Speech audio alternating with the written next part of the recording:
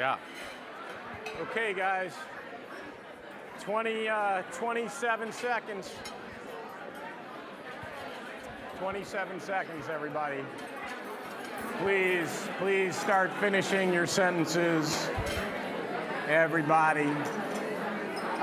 So, if you can hear me. I'm gonna bring them together. Oh, yeah, you're going to do the intro.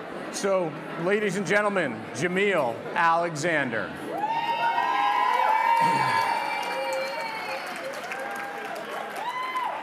One, two, one, two. Oh, good morning, everybody. Good afternoon. All right, so look, I need your help. You know what? It is what it is. I need your help. Welcome to the village. You know I'm always on my village vibe. It's a community. It's love. The bittersweet of ending, but at the same time, going home and continuing to work, right? So can I get one heartbeat? One heartbeat. So I really appreciate it. For your first timers, welcome. It is what it is. Everybody, you already know who I am, and I'm actually blessed when Sister Monique was actually said, you know, anybody from the team that really want to speak, and I really kind of take this bigger brother role in the way where the young leaders, can you all stand, please, with sugar on top? Can you stand, please? Right? I love you.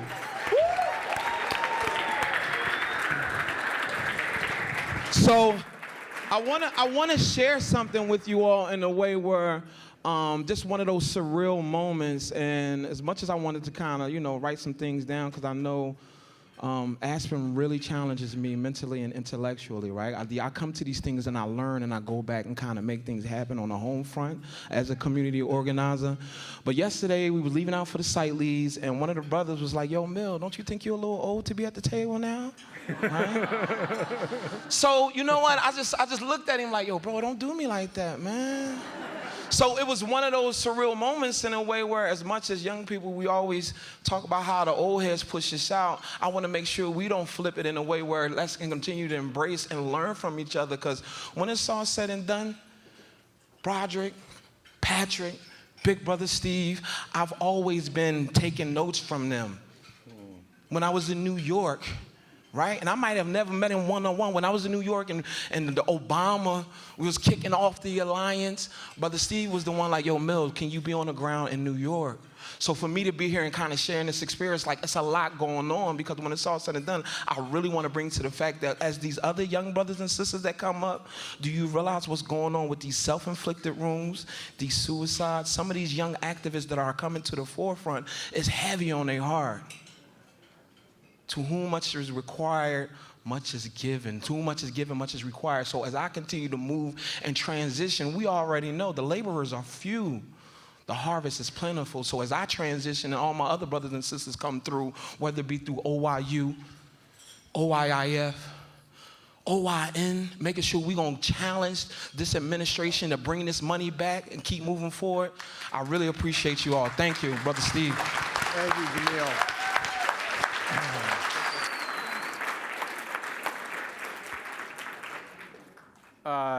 Bummer, I got to follow Jamil, but the good news is I got some serious help. So I'm just going to invite Patrick Gaspard, Broderick Johnson. Please come on up and join us for this conversation. Welcome.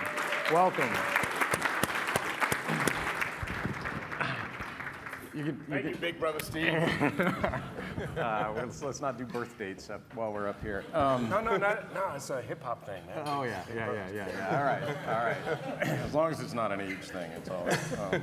So I want to just do brief intros of our esteemed panelists. We all want to first just speaking of Big Brothers, as three dudes on a panel, we just want to give a shout out to all the sisters in the room, because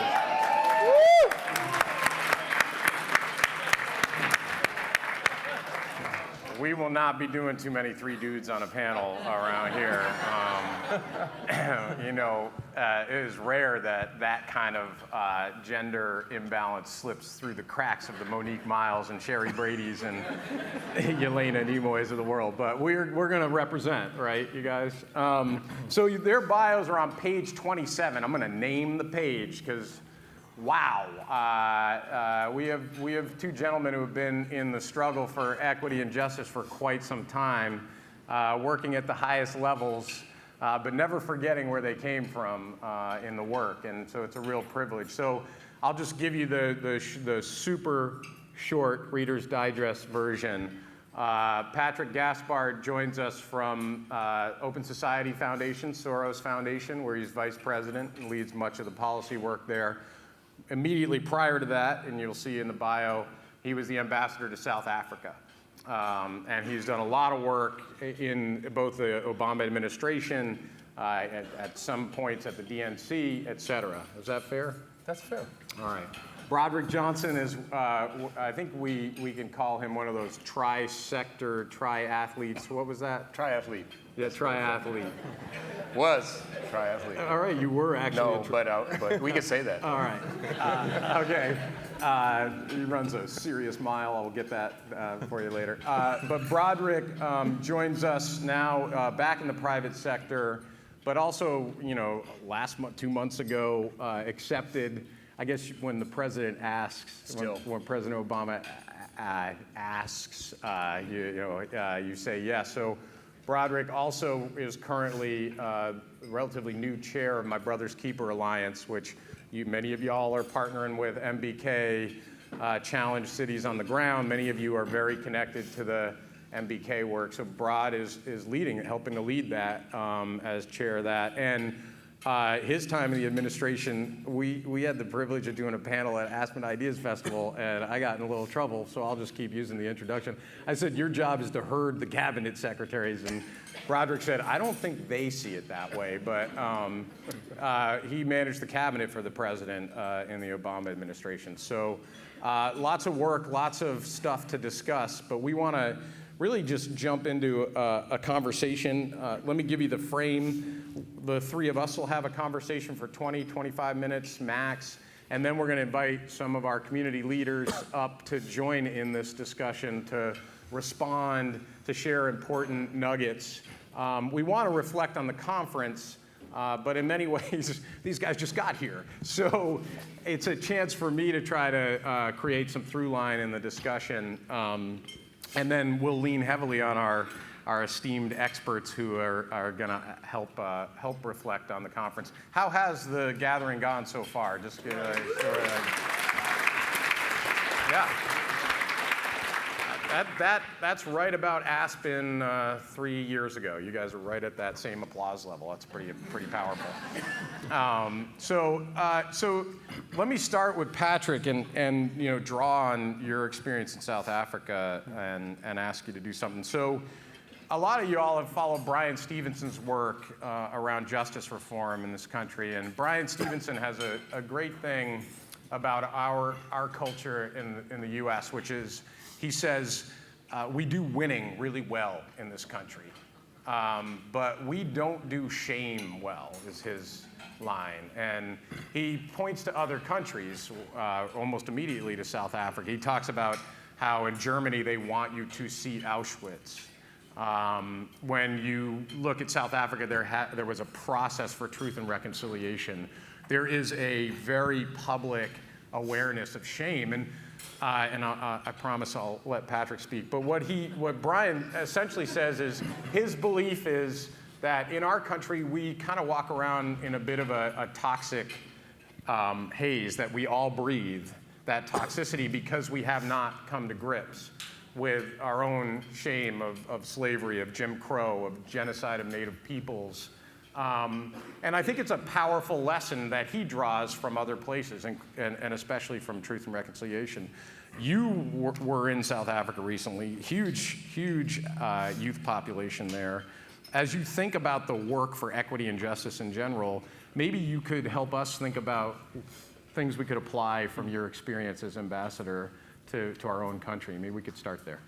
Fantastic, and thank you all for inviting Broderick and I into this conversation, because one, it gives me an excuse to spend time with my dear brother, but it also gives me an opportunity to tell you that I'm humbled to be here and that you will soon find evidence that I have a great deal to be humble about, because all of you know so much more than I can possibly ever know about this moment and about the importance of mobilizing young people to assume their rightful leadership in this space. So to go at your question, I find that Brian's observation is interesting to me in so many respects. I think that he's, of course, right, that we don't do shame well in this country when we are meant to examine the existential question at the heart of American politics for the last several hundred years, which is the original sin of slavery.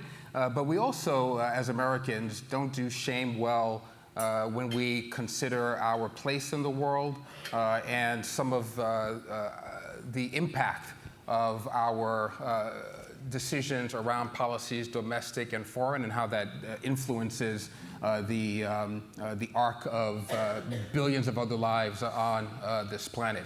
I am not American by birth. I was born in the Congo, raised by Haitian parents. I tell my friends that I really earned my Americanness the hard way in one electoral contest after another, one issue-based campaign after another in this country. And I've always been impressed with the political amnesia of Americans, because I think that is the force that somehow enables us to just propel forward and to continue to make some form of progress without being shackled by history. But at the same time, I am stunned and alarmed by it, because it doesn't allow for meaningful redress. I just want to also say, as you asked me specifically about my experience in South Africa, and I will speak to that, but I'll do that by noting that while we are in a moment, an age of anger and anxiety in the US and certainly in South Africa as well, it's illustrative of a broader moment that we're in that can't even begin to contain all of our politics. The last few weeks in my current role in OSF, I just did a swing that took me through Kenya, then out to Brazil, then out to Jakarta, Indonesia, then out to the Philippines.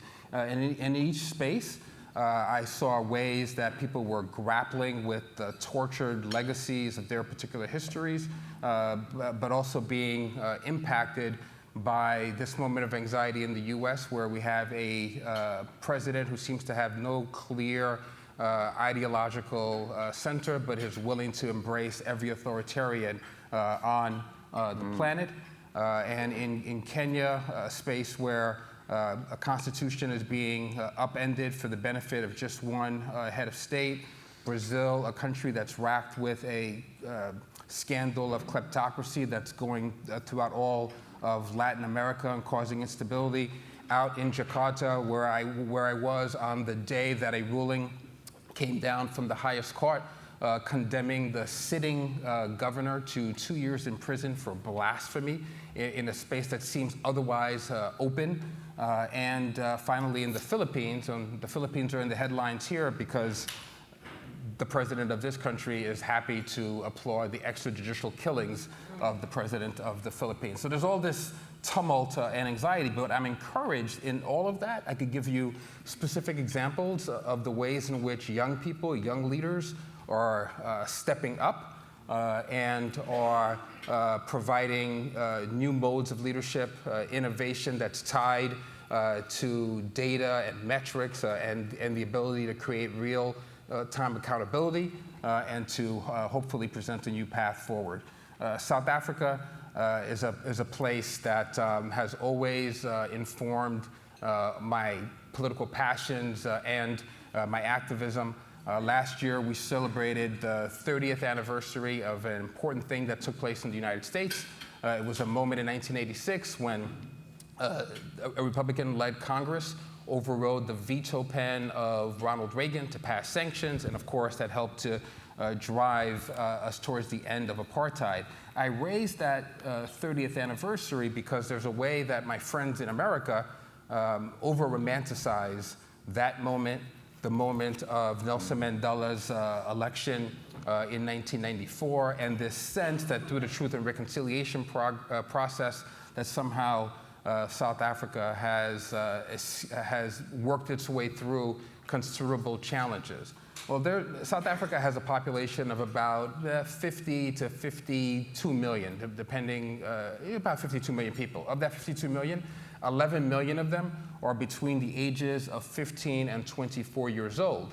In that cohort, a full third, no longer in school, have never held a job a single day in their lives, and have never received any form of vocational training. They are what Baldwin would call the fire next time.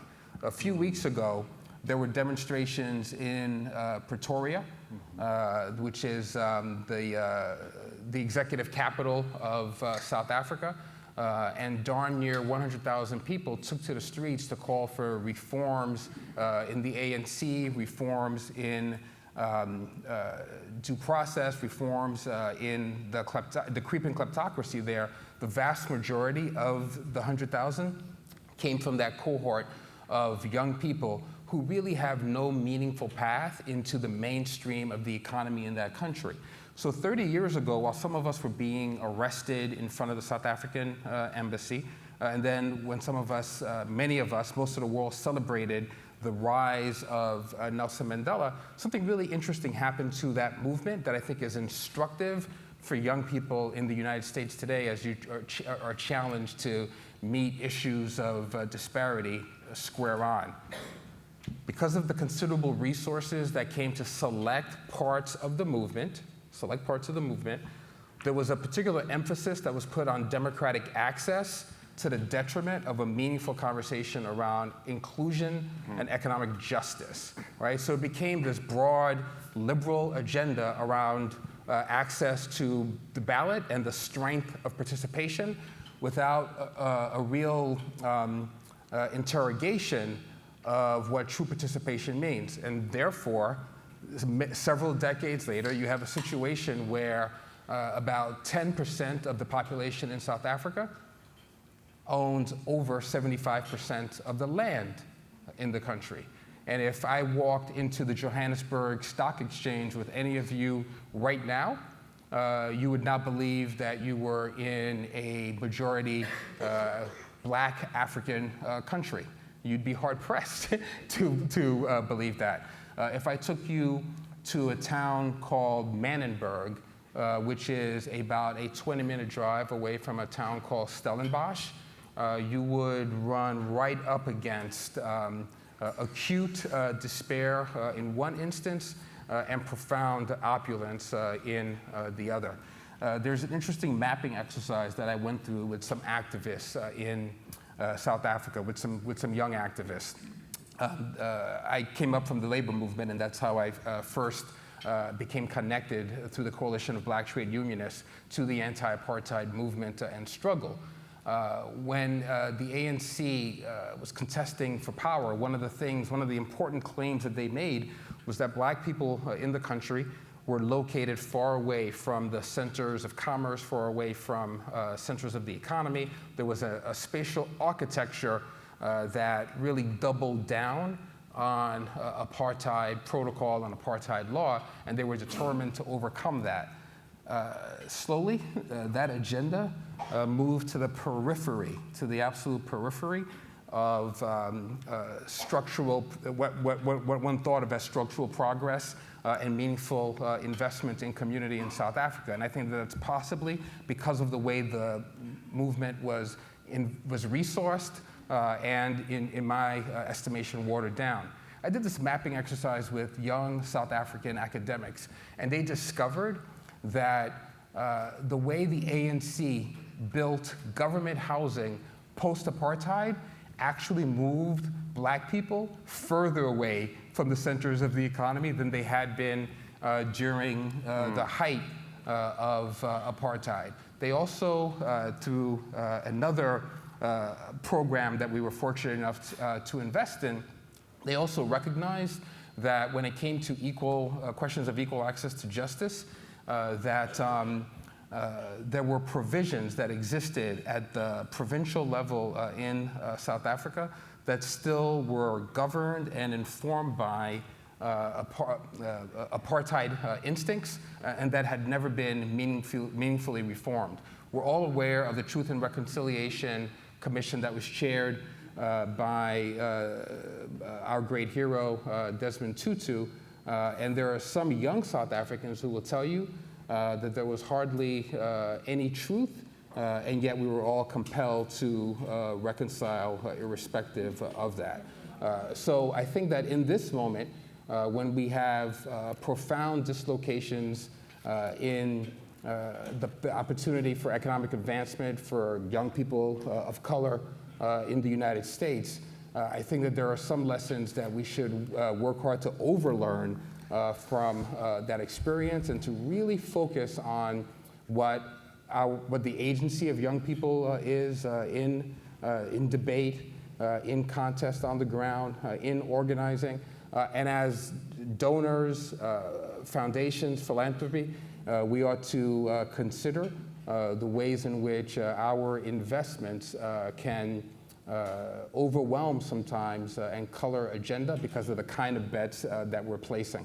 I've gone on too long, but if I could, I just want to conjure up the spirit of a great American hero who we don't talk about enough, somebody who lost his life when he was all of 21 years old and yet had accomplished so much already, and that's Freddie Hampton, who came out of the Chicago movement, a student movement, a justice movement, eventually became a Black Panther, and Freddie Hampton wasn't invested in by foundations, no one had to come together to hold day-long symposiums around Freddie Hampton's legitimacy to act and to help enable him to figure out where the crisis was and where the urgent application of his intellect lied. And all Freddie Hampton asked of the older generation is that they share some of their wisdom and then that they get the heck out of his way. And I think we need a little bit more spirit of get the heck out of the way of young people in order to affect the kind of change that you all have been talking about the last few days. Sorry to ramble on. Yeah, no, you did not.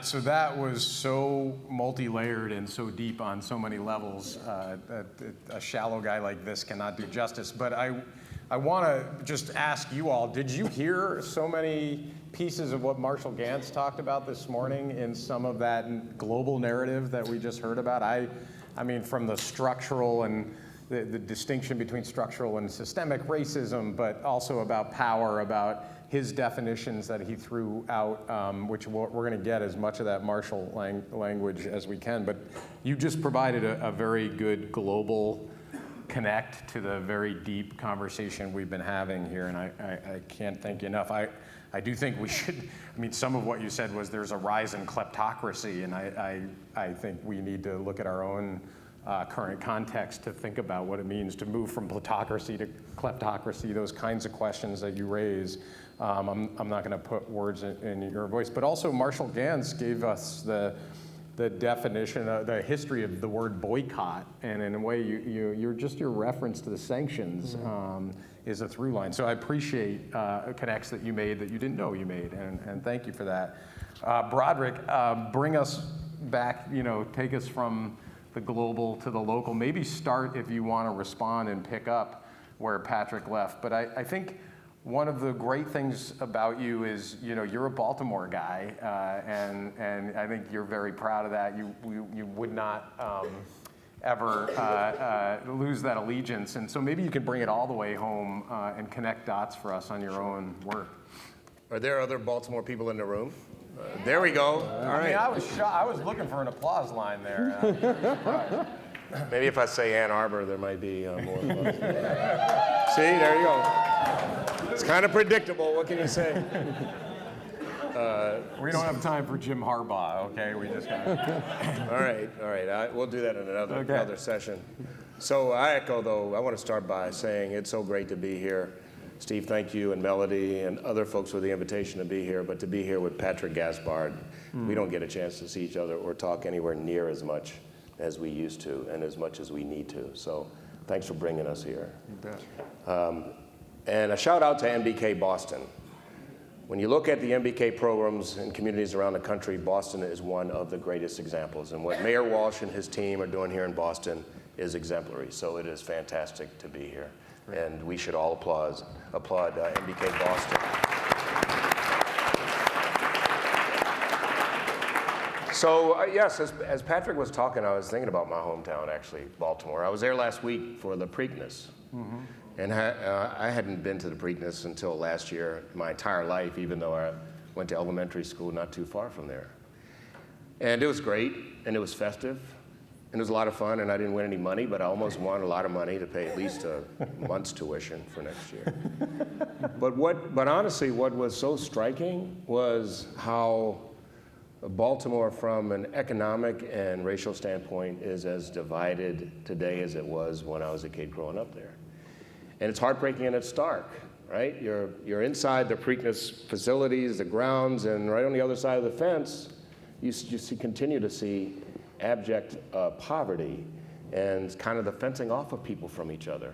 And there are people in Baltimore trying to break that down and change it. But the systemic nature of it is just profound, and it hits you. And honestly, sometimes it's hard for me to go back to Baltimore to see that, right? Because in DC, those distinctions are, I think, covered over by lots of other things, whether it's where the monuments are, whether it's the smallness of the population, whether it's gentrification, which seems to be taking over all of DC practically. In Baltimore, there's not a lot of gentrification, and where you see it, it's kind of bitter. So now let me raise this up to a good point. Let me talk about, first of all, I hear all the time people come up to me and say, would you tell the President and Mrs. Obama how much we miss them? So I'm like, sure. Stand in line, there's a long list. You could circle the globe probably with people who say that. And then, I reflect on it, and I miss them very much too, even though I still have occasion to see them. It's not like it used to be. I even miss the anxiety attacks I would have when I would get called to the Oval Office to brief him on something, right? Because, as you know, Patrick, I don't miss that. I don't, okay, all right. I was just trying to, I don't miss it either. But, because oftentimes it would start with, okay, like an MBK memo, right? You go in and he's like, okay, you start to brief him. He said, I already read that part, so get to the point, get to the questions, right? And that was a wonderful thing, though, because you knew how deeply engaged he was. But what I also miss is his daily insistence that we not become cynical. Even in the face of great political strife and fighting over the Affordable Care Act, all the other things that Republicans were fighting against, even things that they supported, but he would not let us be cynical. And so I'd certainly miss that as well, but we get to live that through the MBKA work, which I'll get to in a second. And let me take us back to MBK and when it was launched, and it was February 27th, 2014. And there are some symbols of that day that people just should hold on to in terms of its significance as a presidential priority. First of all, he launched it from the East Room of the White House, right, with all the pomp and ceremony of anything that is really important as a priority. Second, it was, and we didn't plan it this way, it was almost to the day, 50 years after he signed the 1964 Civil Rights Act from that same room. Third, when we have White House events, right, lots of folks want to be on the list, and especially if they have a chance to be on stage and maybe get a pen.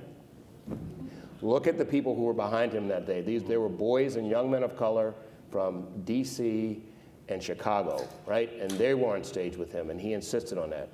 It's a theme that we saw throughout his presidency and will continue to see, where he sort of, look, this isn't about me. This isn't about government programs, right? Even though government has a big responsibility. This is about the young people who we are striving to make millions of their lives better. That's what it's all about. And symbolically, he wanted to make sure that's always clear. So pity the poor staffer who would put together an event that was supposed to be about youth, and there might be one young person in the room with a minor speaking role, That person didn't get another chance to do something like that. And so deliberately, we made sure the voices of young people were heard. We were able to accomplish a great deal in 3 years around MBK, as you all know, in terms of communities, public-private partnerships, what the agencies were able to do. But we always knew we need to lay the predicate for post-Obama presidency. So that's where we are now with MBK Alliance. So for anybody here who's wondering, so what's happening with MBK? The MBK Alliance, there will be an announcement over the next several weeks, I anticipate, of how the MBK Alliance will be integrated formally as part of the Obama Foundation. Not as a little program in the foundation, but as a major initiative in the foundation. So that is great news. The President made clear to us last week that that's where he wants it to go. But what he also wants to make sure happens is that we become more targeted in our approach, right? Because when we had 12 agencies, right, working on MBK, we could do lots of things, right? Well, we don't have those agencies anymore. Does everybody sort of feel like days are dragging, by the way? Like we have dog Trump days, whatever you'd want to call it? So, yes, I know everybody feels that way. But it's so important that we have the outside organizations, community-based, evidence-based structures around the MBKA work to continue to make sure that even though we don't have the levers of government to move things the way we did, we never thought that would last forever. No matter what happened, that things would change. We have the work that you all do in communities. And that work, by the way, has got to involve young people. So any MBKA community out there that has young folks that they are talking about rather than involving them in their programs, you're not running an exemplary program. You need to start all over again. Because it needs to be about these young people, as you all know. And while we have lessons to share with them, as Patrick said, we have so many lessons we need to learn from them about tactics, about attitude, right? And also about just about how to go about organizing and making things happen. Last thing I will say this, and this goes to civic engagement. Folks know that President Obama, from the time he was a community organizer, always, always, always thought it critical and acted this way to make sure people were engaged in the communities that they were in. This was his approach throughout his presidency, and as you've heard, it's a very, very important priority in the Obama Foundation to bring young people in, to train them in politics and organizing at the local level and also at the highest political levels at the federal level. That will continue to be really, really important, and for MBKA it is as well. So we've got lots of young men who are part of MBKA programs who are now becoming leaders of those programs, and that is essential. That's got to happen. So let's fight the cynicism, right? Let's insist on changing things, continue to move forward, but make sure that young people are at the leadership of those efforts. Thanks, Brad. So thank you all very much for having me here. Yeah, thank you.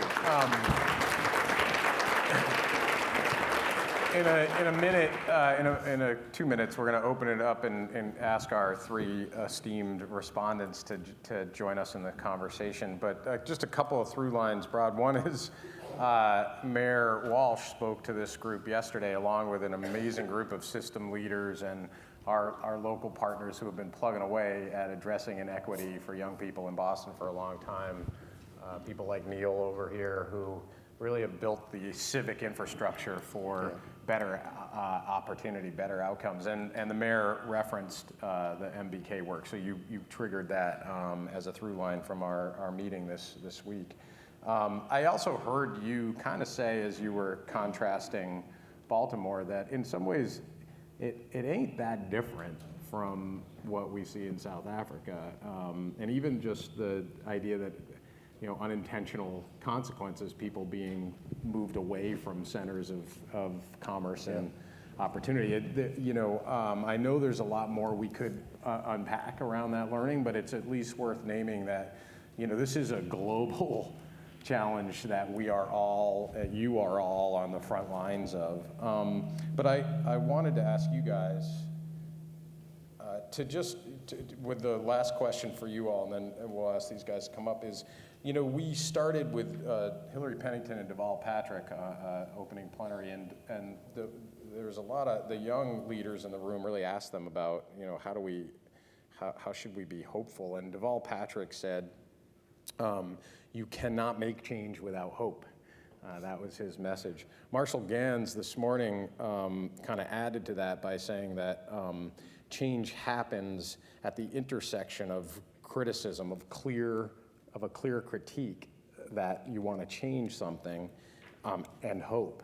So maybe just take a moment, both of you, to kind of reflect on, we are here collectively rebuilding hope at this moment. And maybe, and Brad, you kind of ended on that without the cynicism, but anything else you would say briefly to this network about how to keep hope alive in a way? Great question, but I hope you won't mind at all if I accuse all of us collectively of, you talked about amnesia before. I think that as progressives, we have some real amnesia as well. Like we've all been talking about this disruptive moment that we're in and this horrible thing that happened last November and how disorienting it is, and we have to come together and heal and figure it all out. I think, we're, sometimes I do think that we're as soft as the right accuses us of being. I think we have an inability to recognize that, I hate to put it this way, but not a whole heck of a lot actually changed last November. I think that there's a way we lie to ourselves about the arc of American political history. I think we paper over some real challenges that we have in moments of euphoria when we win something big, and we have the habit of forgetting that progress isn't assured, history is not linear, and that we always have to be in the habit of imposing our will on that history, even if we're fortunate enough to have someone like Barack Obama in office. I know that I saw in one of your sessions, you guys were spending some time talking about inside versus outside strategies, and I think about the role that Melody played in the White House, where she was at the center of containing our policy, but also had to make certain that that policy was informed by those who were of our family, but were in profound disagreement with the direction that we wanted to take at times.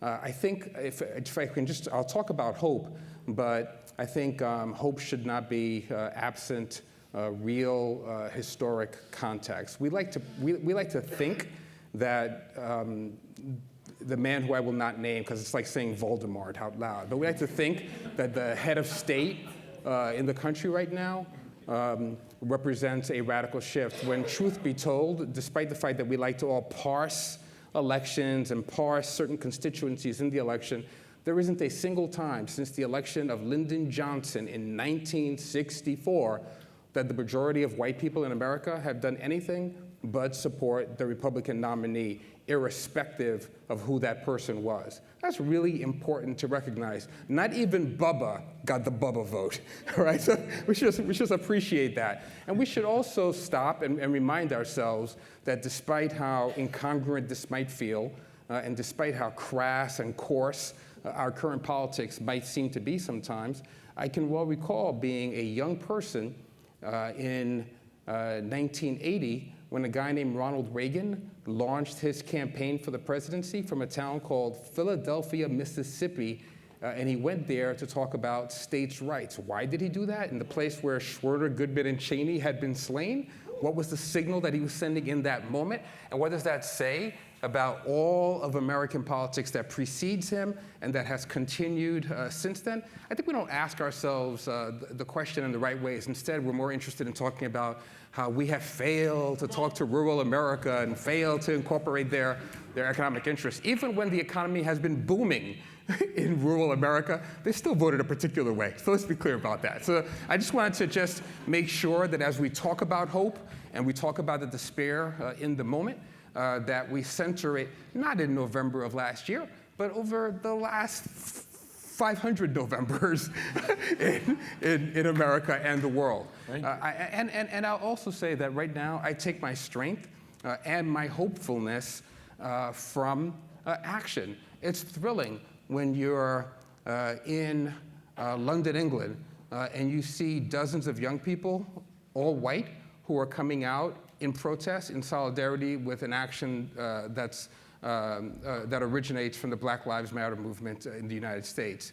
It is absolutely thrilling when you're in Budapest, Hungary, where I've been too often of late, and you sit down with a group of young people who went out and raised on their own $60,000 over the internet to contend with the policies of the elected authoritarian that they currently have, who's of course being encouraged by our guy. And they then go out with those resources and they build a campaign that concludes with 100,000 young people taking to the streets, encircling Parliament, and demanding meaningful reform. I am wildly inspired when I walk through the halls of this gathering and I see young activists who are really animated in their core by the kinds of networks that they're building amongst one another as they prepare for the really difficult work ahead. So I just want us to contextualize hope and to continue to draw inspiration from examples that are really close by. I think the context is so, thank you for that. And for job security, the Aspen Institute is a nonpartisan, bipartisan organization.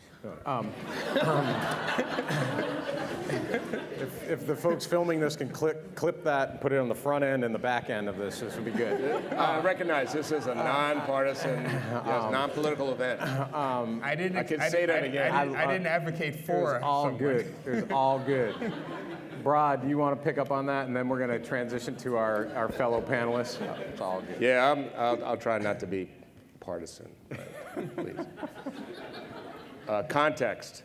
So it just has startled me. I've been involved in politics in Washington since 1983, and and I remember there were times when I was there in '94 when the Republicans took over the House of Representatives the first time in 40 years. And everyone thought that was an incredible earthquake, and it felt like it. And it kind of was in the sense that it led to impeachment of President Clinton, ultimately not, of course, convicted, but still a Democratic Congress wouldn't have gone down that road. So we know the consequences. We also know, therefore, as we think about what might lie ahead for the current head of state.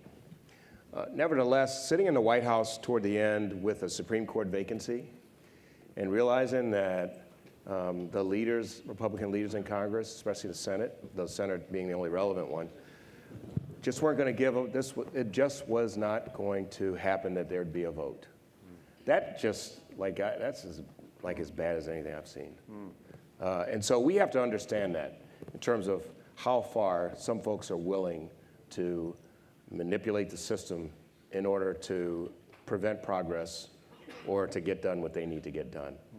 And we need to exercise a little bit more of that approach when it comes to using legitimately the powers that are there to fight for what needs to happen, right? And I think that's something that that a certain political party needs to certainly use more effectively. Cynicism, one thing I hate is criticism and cynicism, people who won't do anything about it, who just lay a whole bunch of stuff on you, then they say, well, what are you going to do? It's well, I'll tell you what you're going to do. You're going to get involved in voting. You're going to take a long view. Remember, Patrick, 10, 12 years ago, it was, well, the Republicans are going to go out and they're going to have this major redistricting effort, and it's going to take a long time. Well, we know the effect of it, right? And so it's going to take that same long-term effort where people are running for school board, they're running for county commissioners, and take a 10-year view of this, because that's what it's, at least, because that's what it's going to take. You got to do things urgently at the same time, but let's not expect that everything's going to change overnight.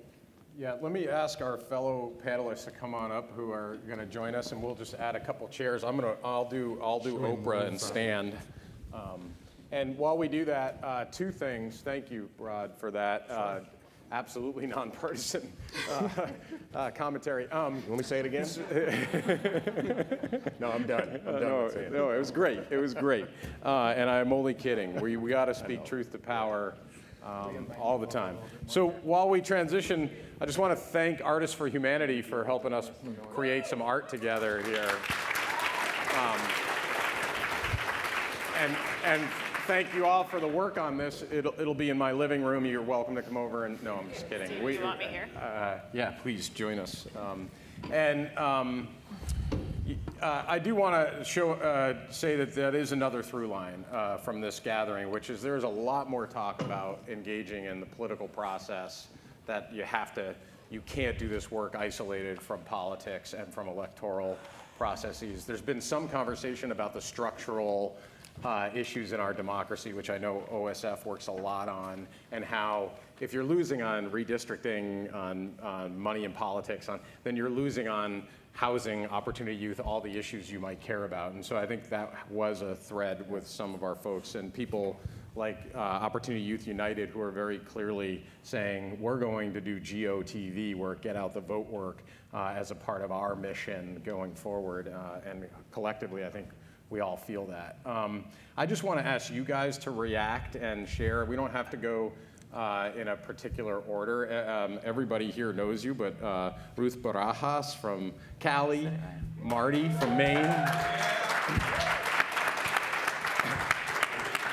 Everybody is reporting, applaud Marty Zangi from Maine as well. And Nicole Yohalam from my hometown of Seattle in the house. We're pushing on the envelopes of time, but jump in, you guys. Who wants to start? Ruth, do you want to jump in? Yeah, I was actually going to talk about hope, so you kind of stole it from me, Steve. But I was thinking about yesterday morning, today on this panel, how much hope is really kind of just surfacing, and it's surfacing a lot in the sessions as well. I don't know if you all have heard it as much there, but what I feel like we're hearing for the most part is that there's this need to be intentionally hopeful. I mean, it's bringing me back to the Obama campaign, right? And what I think is missing in some ways, if I'm being honest, is that there's not a lot of dialogue around how that actually happens. And in particular, when we think about the communities represented in this room, folks who are on the ground doing the work, and especially Opportunity Youth, right? It's not necessarily the easiest thing to remain hopeful. When you're on the front lines and you have to deal with all of those obstacles and conditions, and I think there definitely needs to be, I mean, it's not something we're gonna solve today, right? But that it has to surface more on the practical side. What does hope look like? What does it feel like? It's not like this one thing, you have it or you don't, right? I mean, it's a process, it's an active process. And then I think part of our responsibility is to make sure young folks know that it's okay to be in a space in which you don't feel hopeful sometimes, because I think that's also validation, right? And so I think there's just more work to do around hope. Thanks. A couple of things that I heard this morning from Marshall that just reinforced everything that I think I'm doing right, but not sure I really am, is the concept of relationship, story, and action. And he even said something that I had seen in one of his writings about what leadership is, and that and again, when he's talking about leadership, it's a practice, it's not the person or a position, but he talks about accepting responsibility for enabling others to achieve purpose under conditions of uncertainty. It's like, these are uncertain times, but for many people, and I think Duval said it yesterday, there have been people on the rooftops for years, and there's been uncertainty for so many different disconnected people. It's like, what's new for them? Nothing. It's as bad as it's always been, so what can we do to keep creating those relationships, telling those stories, and moving to action? And when you were speaking earlier, this is like a homecoming for me to Boston. I went to school at BU School of Social Work with Hugh B. Jones and some great organizers. And my first protest was right down in the financial district for the Krugerrand. And I have to admit, I feel embarrassed to say that I had not protested for 30 more years until the March on Washington. And it was like, what took me so long to take action? And what we're trying to do in Maine is organize young people in different arenas, whether it's foster care, juvenile justice, homeless. We're organizing parents and youth who are immigrants and refugees because they're really scared and they need a voice. We ran and are still doing work. We organized the first Truth and Reconciliation entity for the tribes and the child welfare system. And just in the last few months, we no longer call it a Truth and Reconciliation Commission because we're realizing we have to talk about the truth before we do the reconciliation. And that we as white people sometimes need to get out of the way and let the community do what they need to do. So first of all, I'm incredibly inspired to even be on this stage with these people and to be in the room with Marshall. And I want to give great thanks and applause to Aspen for having the audacity to mobilize a conference around organizing and collective impact. So that in itself is incredible.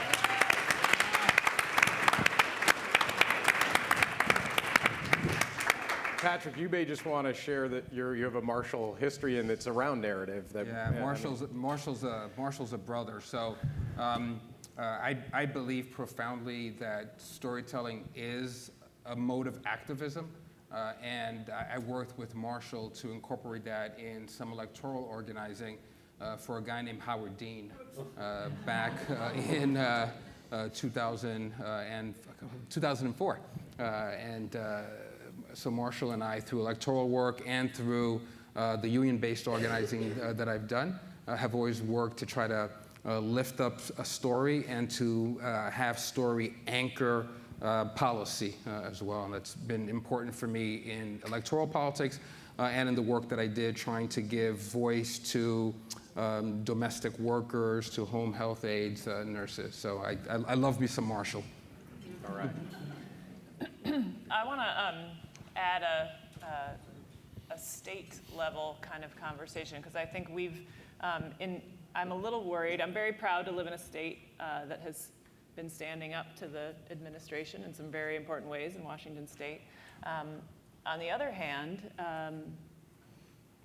Washington State is a state where, unlike in Massachusetts, where you have a weighted K-12 student formula for funding K-12 education, we have been woefully underfunding our K-12 system. We have a local levy system that makes it even more inequitable. We have a tax structure in our state of Washington that looks as regressive as the tax structure in Mississippi and Alabama. It looks nothing like Massachusetts. And I think I'm a little afraid that our state leadership is distracted putting out national fires and going to have to fill a lot of gaps caused, maybe major budget gaps caused by the current administration, and that we're going to somehow let our state off the hook for solving some of these substantial problems. These are huge public problems, as Marshall Ganz said this morning, and we need huge public investment to solve them. So I'm a little bit worried about sort of the distraction that is the new administration and letting our state off the hook from making some substantial changes. So that's one thing I wanted to say. The other thing I wanted to kind of go back to is the first panel of the day, of the meeting. Hillary Pennington talked about, well, maybe we shouldn't be so focused on systems change because systems follow rules. And I thought, well, great, we just reorganized our whole project around systems change. No. But I know she wasn't saying don't try to change the systems, but when it comes to opportunity youth, we don't have an opportunity youth system. We have a youth prison system that needs to be shut down, but we don't have an education employment system for opportunity youth. So in our region, the way we're thinking about it is we are building that. We are building a system, and when you build the system, then you get to write the rules for the system. We don't get to write all the rules because there's funding constraints and there's that sort of thing, but we can write the rules in a way that is youth-centered, and we can hire young people to work in roles that they are best positioned to play. And we have young people doing the outreach, doing the jobs that they can best do. So I feel like if we think about it, instead of thinking about systems reform, which very quickly gets very depressing and problematic, and in some ways we need to think about system building in our work, I think. Either you guys want to respond to our respondents? Whoa, no, good. All right. I mean, Can I just, Yeah, absolutely, yeah. just to the 2 points, your point about hope and your, actually 3 points, what you said about the 30-year gap in your expression of activism. My embarrassing moment. No. And what you just said about system building, I just hope that all of us can do the work between election cycles to become to generate the kind of animation in folks on the ground when we have a crisis like the kind of crisis we faced in Flint, Michigan, for instance, around water. That should have enabled us, and people like to use the word that I despise now, intersectionality. That should have enabled us to work outside of our silos to form common cause and to figure out what connects these urban centers in the lack of system building and the lack of infrastructure, and how that's connected to a much broader social set of disparities and injustice that exists in our society. We're talking about hope a lot. I've always adhered to the gospel of Kierkegaard, who said that hope is a passion for what is possible. The juxtaposition of passion and possible is important to me because what is possible suggests a measure of assessment, sober tracking, and the ability to be absolutely aspirational, but to look for some victories to galvanize people around and to sustain ourselves through. So that's just, for all of my activism, that's just something that as a way of thinking about hopefulness. It's tangible. Yeah. Well, you know, there's, I like to say, in God we trust, but everybody else bring data.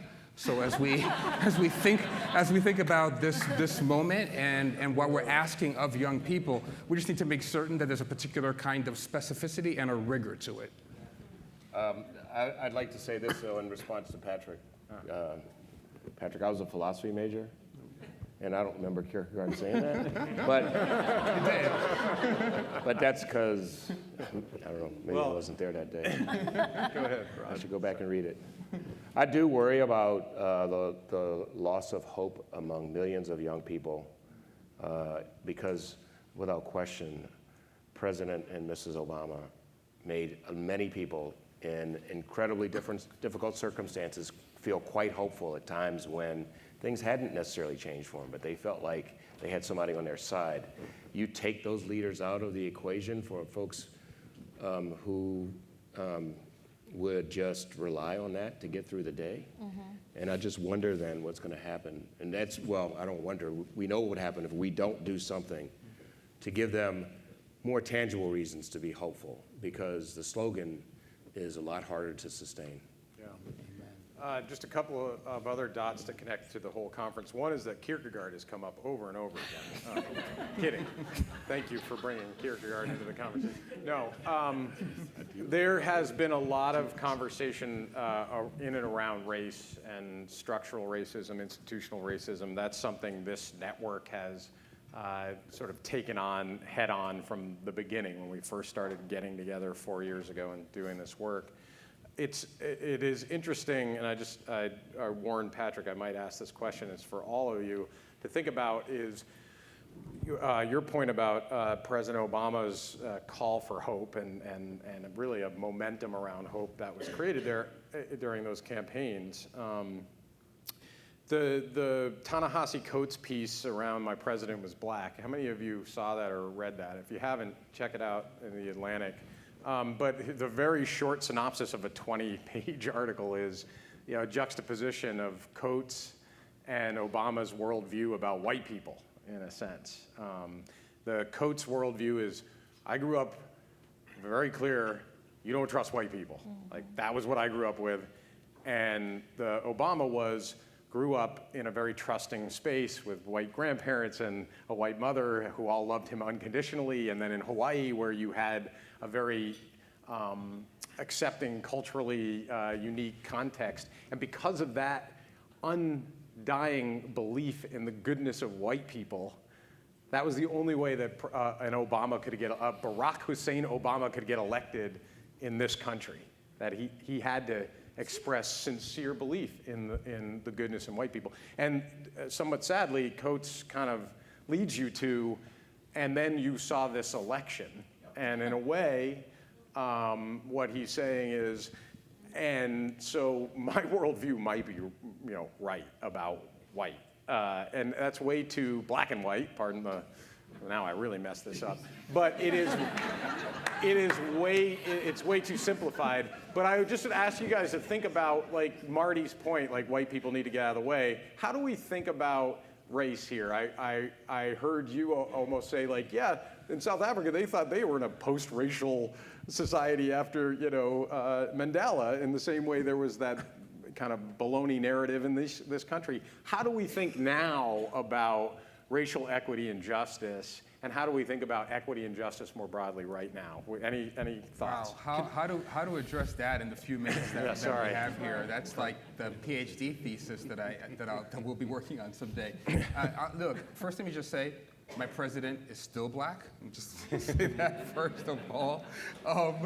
I think this is such a difficult question in the amount of time that we have here. But just quickly, so the first time I met Barack Obama was sometime in early 2004 when he was still a state senator from Chicago, Illinois, and he had the audacity to run for the U.S. Senate. And I found myself in Cleveland, Ohio, of all places, small group conversation with some folks who were trying to put resources down to take back House, Senate, win the presidency that year. One of the organizers of the meeting knew this skinny guy with a funny name, invited him to talk with us. My bullshit meter goes way off usually when I'm around politicians, even though I love politics. And I thought, what does this guy have to tell us? About 20 minutes after meeting him, I stepped out of the room and called my wife and said, I just met the guy who's gonna be the one someday, and when he runs, you will not see me. And she said, Baramba what? And the reason why I had that instinct about him instantaneously that day is because I understood that he had this way of taking the complicated, tortured history of who America said it was and what America actually was, and could contain it and express it in a way that I thought spoke to the aspirational nature of the American people as represented in our politics. I never thought for a second that someone had bamboozled him, that somehow he didn't understand the structural challenges that persisted and the epic cultural gaps that were in this country. I never thought this was a naive actor, ever. And for me, that initial introduction for him was reinforced over and over again. But on the campaign trail in 2008, it was reinforced in just a simple way for me when, and affirmed in a way that pushes back against Ta-Nehisi, who I really admire. Just a simple moment towards the end of the campaign, I think about 4 weeks left until Election Day, and we're starting to feel a little bit of momentum. And I get off the plane with the candidate. We probably hit 5 cities in that one day. We're in downtown St. Louis, Missouri. I didn't even know what city we were in at that point. Come out to an event, and he takes the stage to give a speech, and I see the largest crowd that we've had at the campaign, about 100,000 folks who are in the plaza from every walk of life in America: white, black, brown, yellow, straight, gay, the whole America. And over his shoulder, I see 150 yards in the distance and 150 yards back in American history, the gold dome of the old St. Louis courthouse, where, because I'm a geek, I recognize, oh my God, that's exactly where the Dred Scott case had been adjudicated over a century ago in our history. And while this moment that we're in doesn't absolve any of that history and doesn't suggest that somehow we have made this transformation that can't be reversed in any way, one has to acknowledge and appreciate that there is an arrival here. There is a moment, there is an arrival, and it is suggestive that if we keep doing this work, we can continue to slowly overcome. And that's what I embraced about Barack Obama. And I think that Ta-Nehisi comes from the Billie Holiday school when she's saying, I've been down so long that down don't worry me. There's a way that you're just kind of frozen in amber around a set of grievances around that. Sorry. Wow.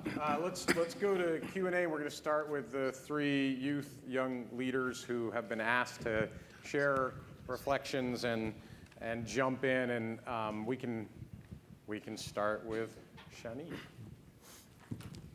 Hi, thank you so much. And I can really say what really resonated with me was when you all spoke about the political and historical amnesia, and that young people need to be included instead of excluded, and that reforming the social justice system, and that making opportunity youth more of an international thing as well. Showing that young people that the progress is slow in doing this work. It's slow, but it is steady. And another thing that I can say about the country is that a lot of opportunity youth are angry, and it's because that we are unseen. And that we are a part of the conversation, but sometimes it feels like we're at a table, but we're not conversing. And we need the resources to be in our area. They need to be in locations that are, how can I say, that we can get to, as in transportation, as in bus lines. We need to create strategies that can really help us get to you. And that we are systematically displaced, and we are systematically placed in the displacement. And one of the things that is important to me as a youth leader in Atlanta and representing a lot of other organizations here is that we do need you, and we need us, everyone in this room, more than ever, especially with all the politics that's going on. And that we need to be the leaders that you guys can train us to be, so that we can become the governments, we can become the mayors, and eventually we can become the president. Thank you.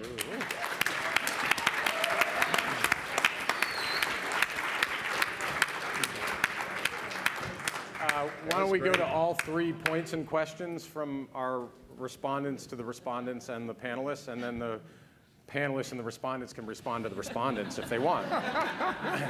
So up next, Jacob, she's going to jump in. Thank you. Ayukui, everybody. Neck now, Jacob Patterson.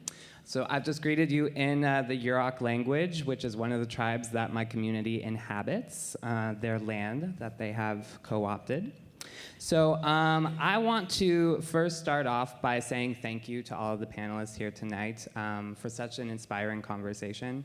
To speak to what has resonated with me over the course of this conference, I wanted to go back to our opening plenary with the words that Melody Barnes asked us. What does it mean to be a resident of the US?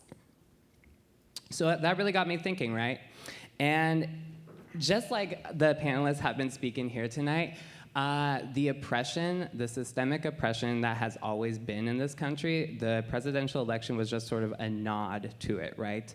The undocumented community, indigenous communities, people of color, queer people, like these are communities that have always known this oppression, and nothing has changed. And also I wanted to speak to, when we talk about hope and we talk about the Obama administration, I'd like to bring a little note of loving accountability to that, because there were more deportations during the Obama presidency than any other in US history. So what does hope look like? Let's not make anybody like an idol. Let's, call it what it is. You're still a part of an institution that's perpetuating some problematic issues, right? So let's see. Also, the panelists Deval Patrick and Hillary Pennington, they brought up some really wonderful points. Honoring our ancestors with optimism from Mr. Patrick. We have to keep that radical love. We have to keep that radical love for ourselves, for our communities, for the youth, who we do the work for, right? But also, Ms. Pennington, she said that systems follow rules and you can only change them so much, and that is very true. So I wanted to also, we're talking about some social movements. Black Lives Matter, Occupy Wall Street. There was also some misnaming of the Black Lives Matter movement as not having an actual program. Which they do, right? We know that they do. So also, no one has yet mentioned Standing Rock, right? Standing Rock Why did the world mobilize on Standing Rock? There was a moral imperative. It was youth-led. If you want to talk about youth-led movements, the Indigenous Youth Council of this country started Standing Rock, right? And the whole globe answered the call. Why? Because it was led by the youth. It was built on a foundation of unity, of cultural practice, of recognizing and protecting the sacred, and the idea that each of us and the earth that we are walking on right now is sacred. So back home, we got tribal organizers, we have youth leaders who are holding off a similar pipeline and have been holding it off at bay for some time now. And we have led the pushback of financial institutions who are supporting the Dakota Access Pipeline, some of which you may see in your booklet for this convening. So please, within your own communities, educate people, divest, divest, divest, divest. One more time, divest. Also, our tribal organizers have seen the largest dam removal plan in California initiated because of the collaborative impact that our youth, Indigenous leaders, and the state government have been able to put into place. So by the year 2020, we're gonna see 4 dams taken off of the Klamath River, and we're gonna see the salmon come back to our community and restore that vital aspect of our native communities. Yep. In my community, we are doing youth-led community organizing. We are addressing environmentally impacted health outcomes, taking what we learned in Standing Rock and building the healing-centered resistance that we've been talking about at this convening the whole time. Self-healing, doing the work, youth-led movements, right? So thank you to the Aspen Institute. I want to shout out and not just like be all shady like I always am up here. Thank you for funding our native site. Thank you for funding our native leaders. And thank you for looking at further funding for other rural and tribal sites. Wouldn't it be cool if we had some Standing Rock youth here in the fall? Yeah, great. So, can I jump in? I got one more piece. Okay, also, last thing. Thank you for Flint as we look at water equity and water rights for our youth. Thank you. Thank you. Thank you.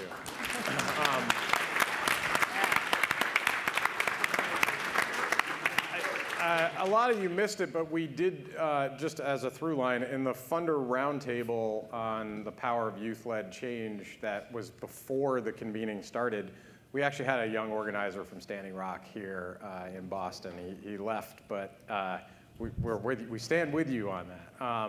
So let's hear from our last young person, and then, oh, they had to leave. Perfect, because we're almost out of time. We have, I mean, oh, you took Jamisha's time. No, that's great, because, you know, if Jamisha was going to go as deep as Jacob, then I was really going to be in trouble around job security, so we're good.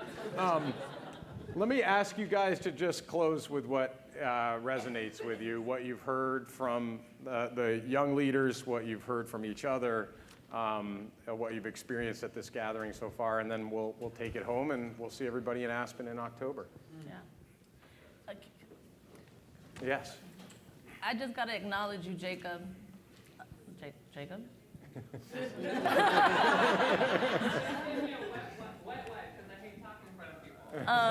You know what? I think you're representing what the power of young people are, young leaders, right? And it's about holding folks who've been doing this work, regardless of the credentials, regardless of the education, regardless of the years in the fields, holding us all accountable for what we could do better, right? And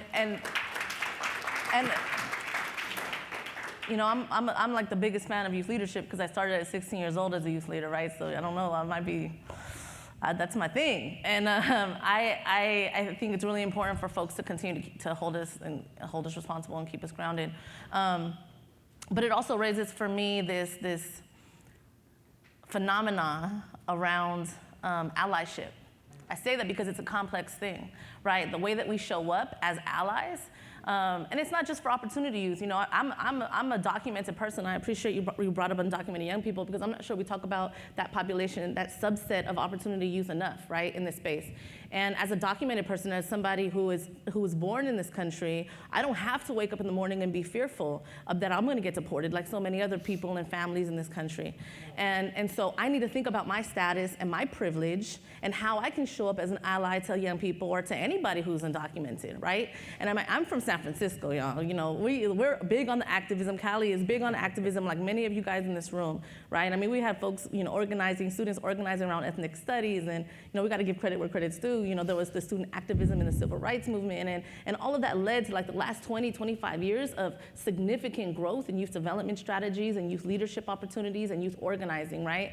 But I mean, I'm thinking about in San Francisco just a year ago, working with undocumented students, chaining themselves to buses in San Francisco that were deporting their brothers and sisters who share the same status, and they were screaming, undocumented and unafraid, undocumented and unafraid. That was powerful, right? There wasn't this sense of like, I'm gonna get picked up and taken off. We're a sanctuary city that's not even sanctuary anymore. And so we are seeing so many less young people being able to be on the front lines like that and feel safe. Because the point earlier around like what has changed, I actually think there's been a lot that has changed.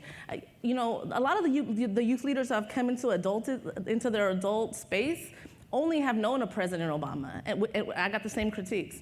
And so they don't know some of the terrible presidents that we've had that are way worse, right? And so this is a significant shift. And I think what we've seen is that young people, it's not hard to go on social media and see people who look like you getting shot by police.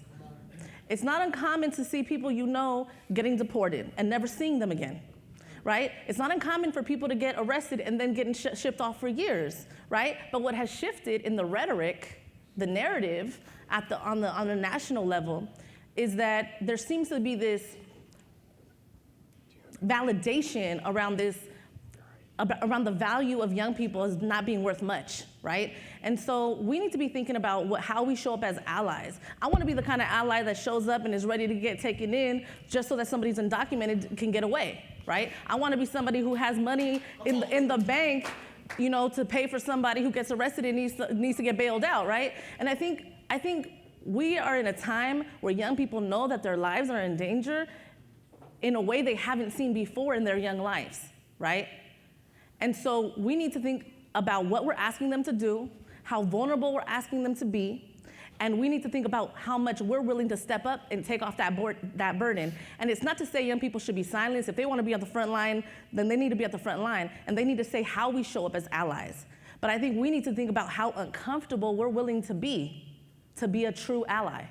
Thank you. I think you just summarized a lot. I think you gave much better language to some of the euphemisms we're using, like time of uncertainty. It's very, very real, and I appreciate that. I think we've reached max time, and people got to catch flights, and I hope you guys can stay for a few minutes to interact with our network. Marty, but let me give you, our esteemed guests, the last word. Of course, I always grab the last word because I can't shut up, but the second to last word, please. My last word, thank you. My last word will be in response to Jacob, and I'm so sorry I didn't catch your names. Shanice? Yeah. Shanice and Jacob. Quickly, Jacob, I think that I actually meant to reference the One Mind youth movement around the Dakota Access Pipeline as a space of hopefulness. That's a group that came together around a suicide watch, and then were able to improvise when this other crisis hit and provide meaningful leadership. And they did that with an uncertainty of how they would be resourced and supported. So it took a tremendous amount of courage. And I want to use that, I think, as an example to all of us and in response to Shanice. Shanice, you talked about mentorship, partnership, talked about being at the table but not feeling like a full participant. Quick anecdote, my favorite anecdote from the civil rights movement. You're from Atlanta, right? Yeah. So this is a conversation that took place in Atlanta when Dr. King gathered some of the younger leaders from SNCC and from the movement for a conversation, and he was briefing them about a conversation that he had just had in the White House with Lyndon Johnson at a table in the Eisenhower room of the White House. And after he made his presentation and represented what really would be concessions that these young people had to make, Stokely Carmichael was the first to speak up, and he said, "Doc, your problem is that you want to be at the table and my generation wants to knock the fucking legs off the table. So, and pardon me for using that kind of language, but I'm just quoting a historic figure. I think while I appreciate what you say about being a full-fledged participant, I know that when I was all of 19 years old, no one invited me to the table, but I understood that if I wanted to make real change, I was going to have to throw my body against the gears of the odious machine and make it stop where it was and where I was. And I wasn't waiting for folks to come. I wasn't coming to anyone. I was having them come to me, and I was going into the silent spaces and saying something. So you're right that we have to invest in your leadership, in your generation, and I'm critical of my friends in philanthropy who talk about supporting youth leadership, but aren't really prepared to step out of the way and let youth voices lead us. But I'm looking forward to your generation making a set of demands without the need for our affirmation. Thanks. All right, thank you. So give it up for our panelists, our close.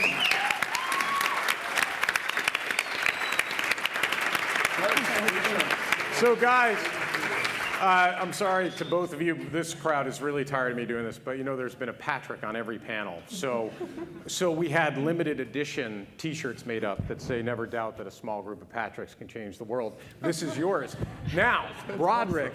Yeah? This is even more limited edition. Does it say go blue somewhere? No, because with a Sharpie I was able to make it say, "Never doubt that a very small group of Brodericks can change the world." That's yours. Thank you both for being with us.